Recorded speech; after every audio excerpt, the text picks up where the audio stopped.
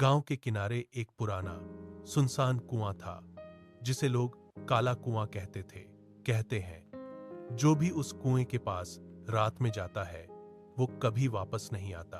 पर यह सिर्फ एक कहानी नहीं थी, ये सच था, बहुत डरावना सच। राहुल, जो शहर से अपने गांव छुट्टियों में आया था, उसे इन सब बातों पर बिल्कुल विश्वास नहीं था। गांव के बच्चे उसे डराने की कोशिश करते। भैया, उस कुएं के पास मत जाना, वहां कोई रहता है। राहुल हंसते हुए बोला, अरे ये सब अंधविश्वास है। एक रात चांदनी बहुत तेज थी और पूरा गांव गहरी नींद में सो रहा था। राहुल चुपचाप उठकर उस कुएं की तरफ चल पड़ा।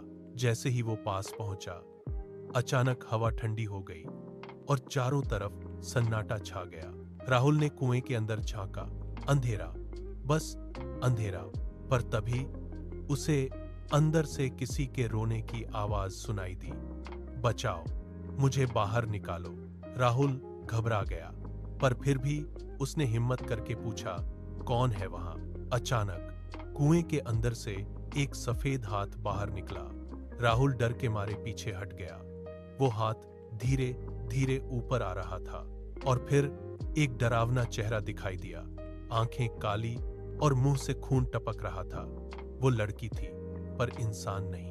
लड़की ने डरावनी आवाज में कहा, तुम भी मुझे छोड़कर जाओगे? राहुल चिल्लाया और भागने लगा, लेकिन उसके पैर जैसे जमीन से चिपक गए। वो हिल भी नहीं पा रहा था। अचानक उस लड़की ने राहुल का हाथ पकड़ लिया। उसका हाथ बर्फ जैसा ठंडा था। वो धीरे धीरे उसे कुएं की तरफ खींचने लगी। राहुल पूरी ताकत लगा रहा था, पर वो बच नहीं पा रहा था। तभी गांव का एक बूढ़ा आदमी वहां पहुंचा। उसने जोर से मंत्र पढ़ा और एक मुट्ठी राख उस लड़की पर फेंकी। लड़की जोर से चीखी और वापस कुएं में गिर गई। बूढ़े आदमी ने राहुल को बचाया। उसने बताया, ये लड़की सालों पहले इस कुएं में गिरकर मर गई थी। अब उसकी आत्मा किसी को भी छोड़ती नहीं। राहुल कांप रहा था। उसकी आंखों में डर साफ दिख रहा था। अगले दिन राहुल ने गांव छोड़ दिया, लेकिन कुछ दिनों बाद उसके घर के बाथरूम से भी वही आवाज आने लगी, मुझे बाहर निकालो। और जब राहुल ने पीछे मुड़कर देखा, तो वही लड़की उसके पीछे खड़ी थी।